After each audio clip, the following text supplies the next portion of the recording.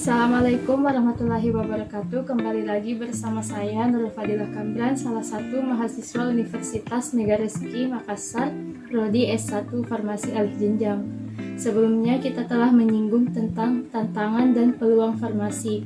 Kita juga telah menyinggung sedikit tentang apa itu obat. Nah, kali ini kita akan membahas tentang obat. Awalnya, obat digunakan secara empirik dari tumbuhan berdasarkan pengalaman manusia yang telah menggunakan obat untuk menyembuhkan penyakit yang dideritanya. Pengobatan pada zaman dahulu didasarkan atas kepercayaan tentang roh-roh halus dan kekuatan-kekuatan lainnya. Dengan makin bertambahnya pengetahuan manusia tentang obat-obatan, maka pemilihan obat berdasarkan pada perkiraan bagaimana dari tubuh manusia yang sakit untuk mengembalikan kelainan yang sakit ini. Obat memiliki khasiat dalam menyembuhkan penyakit. Meskipun demikian, obat dapat memberikan efek samping jika dikonsumsi tanpa memperhatikan dosis serta aturan pakainya. Pengertian obat menurut Undang-Undang Nomor 46 Tahun 2009 tentang Kesehatan. Obat adalah bahan atau paduan bahan termasuk produk biologi yang digunakan untuk mempengaruhi atau menyelidiki sistem fisiologi atau keadaan patologi dalam rangka penetapan diagnosis, pencegahan, penyembuhan, pemulihan, peningkatan kesehatan, dan kontrasepsi untuk manusia. Selanjutnya, penggolongan obat. Obat dapat dibedakan menjadi berbagai kategori dan golongan. Menurut Permenkes Nomor 917 Tahun 1993, obat digolongkan menjadi 7, yaitu obat bebas.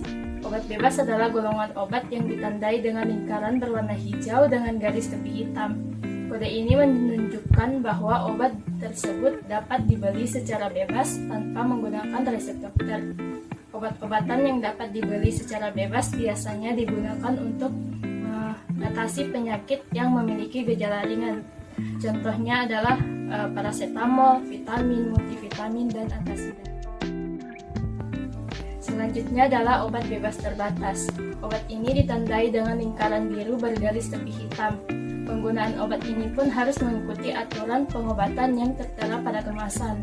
Golongan obat ini sebenarnya masih bisa dibeli tanpa resep dokter, namun tetapi tergolong obat keras. Jadi bagi orang yang memiliki penyakit tertentu, penggunaan obat ini harus dilakukan dengan hati-hati dan sebaiknya menggunakan resep dokter.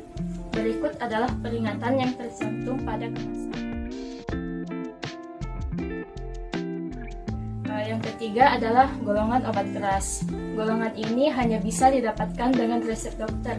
Golongan obat ini ditandai dengan lingkaran merah dengan garis tepi berwarna hitam dan huruf K di tengah yang menyentuh garis tepi. Yang keempat adalah obat wajib apotek atau OWA. Obat wajib apotek adalah obat keras yang didapat diserahkan oleh apoteker di apotek tanpa resep dokter.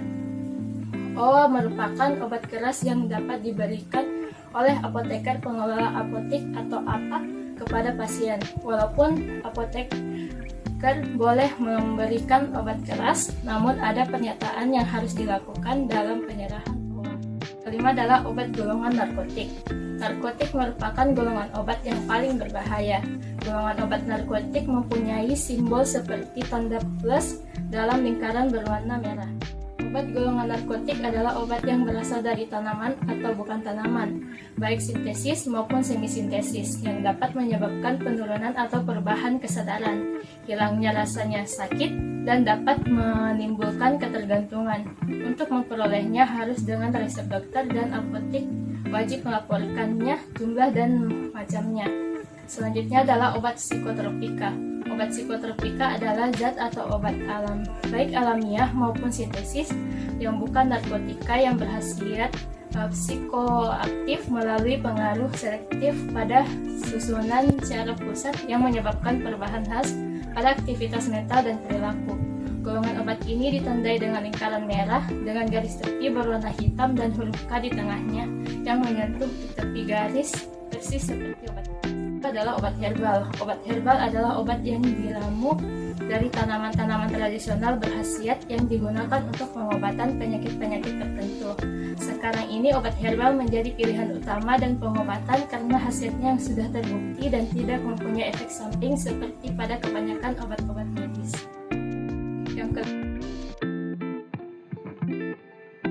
Selanjutnya adalah mekanisme kerja obat. Obat yang memasuki tubuh kita bekerja sesuai kadar dan fungsinya.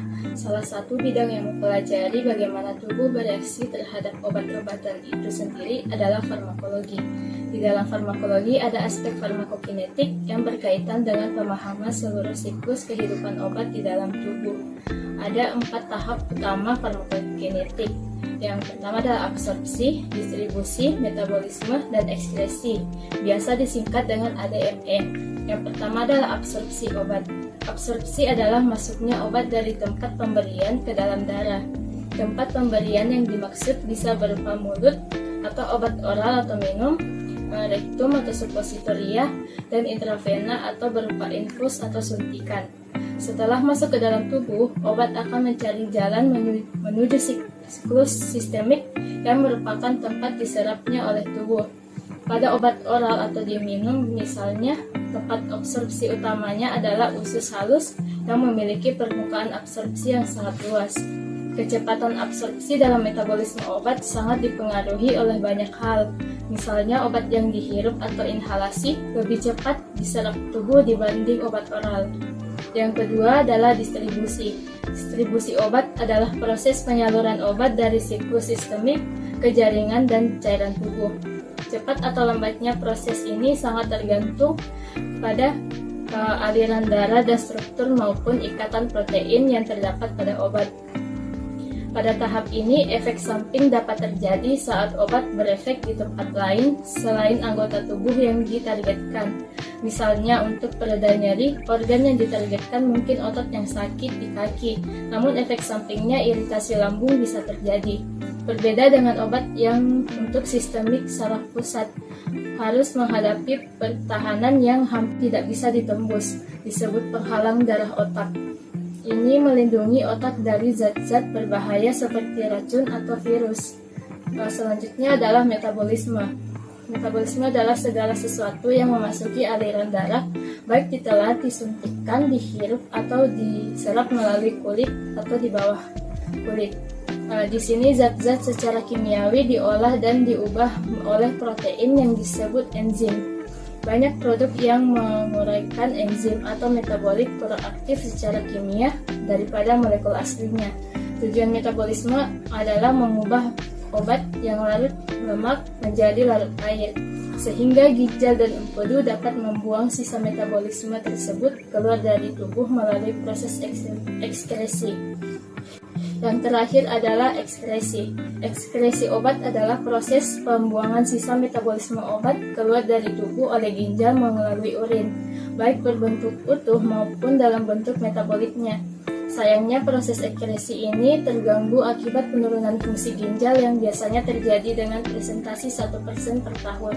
Selain ginjal, ekskresi juga bisa dilakukan oleh empedu ke dalam usus dan keluar bersama feses atau kotoran sisa pencernaan.